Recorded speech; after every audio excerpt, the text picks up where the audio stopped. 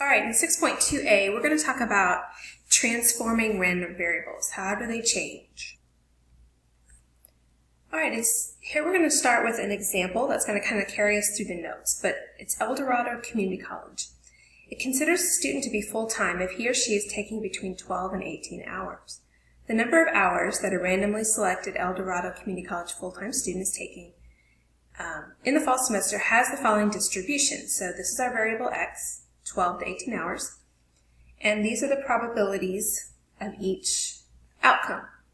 So the first thing it's asking us is just to calculate and interpret the mean and the standard deviation of x, which we did in our previous video. So we're going to start here.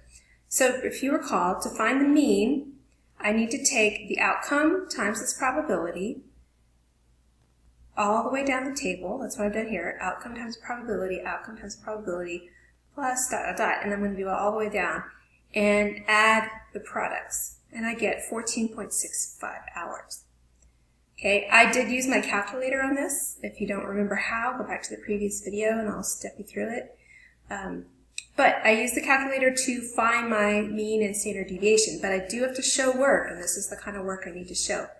So on standard deviation, it's the square root of each outcome minus the mean squared times its probability. So I just show a couple terms and then I show the standard deviation from my calculator. All right, now I need to interpret. Let's say if we randomly select many students, the average number of hours taken is approximately 14.65 hours. The number of hours taken by students typically varies from the mean by 2.056 hours. All right, so this is just review from our last section. Okay, so now it says El Dorado Community College, the tuition for full-time students is $50 an hour. So if T is the tuition charge for a randomly selected student, T is equal to 50x, right? $50 per hour. So here's the distribution. So $600 to $900 and the probabilities that correspond. Now it says calculate the mean and the standard deviation of T for tuition. So I'm going to go through the same thing. I'm not going to show the work this time just to save room, but you normally should show it. I found the mean and the standard deviation using my calculator. All right. To interpret, I would say if we randomly select many students, the average tuition paid is approximately $732.50. The tuition paid by students typically varies from the mean by $102.80. Right?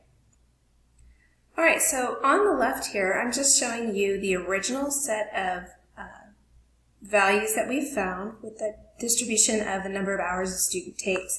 And I made a histogram of it in my calculator, and I just wanted you to see the shape of it. Okay, it's kind of bimodal in a way. It's just kind of an interesting shape. The center, the mean, is 14.65 hours. The spread, or standard deviation, is 2.056 hours. Now, how did that change when we threw tuition in? Basically, we multiplied each outcome by $50, right? So let's kind of walk our way through. Notice this. The shape is identical. The shape did not change at all. The center is $732, and the standard deviation is 102.8. Now, really what happened here is we just multiplied the 14.65 by 50 and got 732, and the standard deviation by 50 and got 102. So really, whatever we multiplied by changed our center and it changed our spread, but it did not change the shape. So continuing on with this example, it says, in addition to the tuition, each full-time student at El Dorado Community College is assessed student fees of $100 a semester. If C is the overall cost for a randomly selected full-time student, so C is then 100 times the tuition that we found on a previous slide. So here's the distribution for C.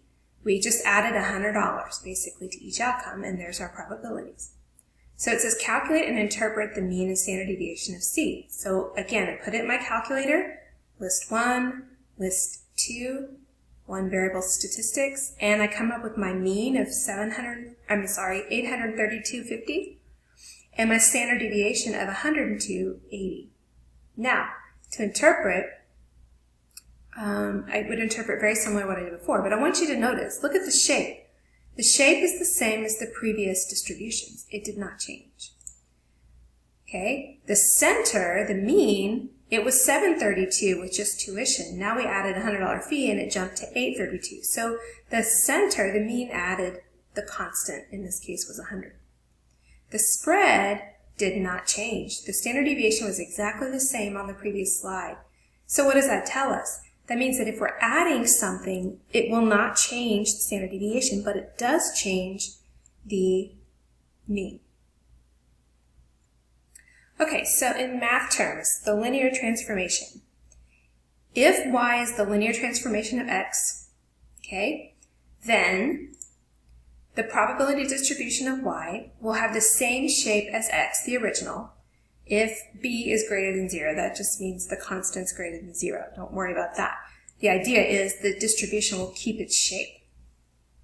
Now, how does it affect the mean and the standard deviation? Well, we said the mean, or the center, will be transformed in this way. If there's something multiplied by x, it will be multiplied to the mean. If something's added to x, it will be added to the mean. So that's what A is for and B. Those are two different values. One is multiplied, or it could be divided. The other is added or subtracted.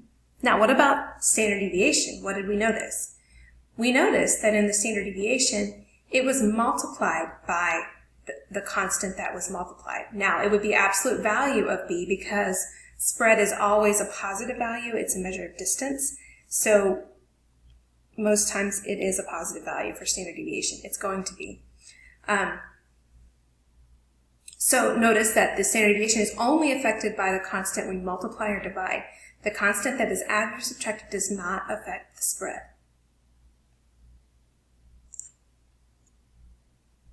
So let's try an example.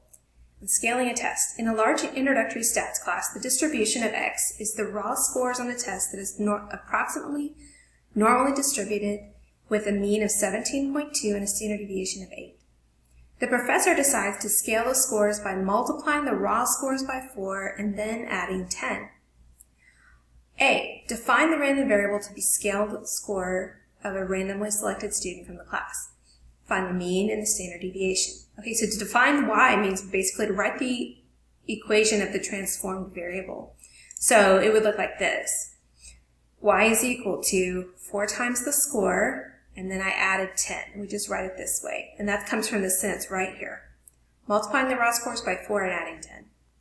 Then it says to find the mean and the standard deviation. Well, to find my new mean of y, we know that mean is affected by both constants. So I'm basically just going to plug in the original mean for x right here and solve it. So 17.2 times 4 plus 10 gives me 78.8. Now, standard deviation, remember on the previous slide we said that only the constant that's multiplied or divided affects the standard deviation. The adding or subtracting doesn't change anything. So all I'm going to worry about is the 4 times x of this equation. So I plug in the standard deviation of the original, and I get a new standard deviation of 15.2. All right? Now, these are key components for part B. Gotta have this. It says, what's the probability that a randomly selected student has a scaled test score of at least 90? Okay? So this is the probability. It's normally distributed because it tells us this right here. And now we have our new mean and our new standard deviation to use because it's the scaled score. So I draw my normal curve. I label it. I label the mean in the middle. And I label the normal curve right here with the mean and the standard deviation. Then the question says, what's the probability that has a score of at least 90? So I would mark where 90 would fall, roughly, and I would shade above because at least is greater than. So then I put it in probability terms. So probability that y is greater than or equal to 90 is equal to, and then I would use the normal CDF function on my calculator, writing down all of the boundary levels I put in my calculator. Make sure you note that with the correct symbols. So my lower bound is going to be 90. My highest bound is going to be positive infinity, but I'm going to use just 10,000 for that. The mean would be the 78.8, and the standard deviation is the 15.2. All right? Once I've done that, I find my answer of 0.231. And remember, that's probability. So I would need to interpret this. And it would say there is about a 23% chance that a randomly selected student will have a scaled score of at least 90. Notice I'm using a lot of context in my sentence, and I'm putting it in terms of probability.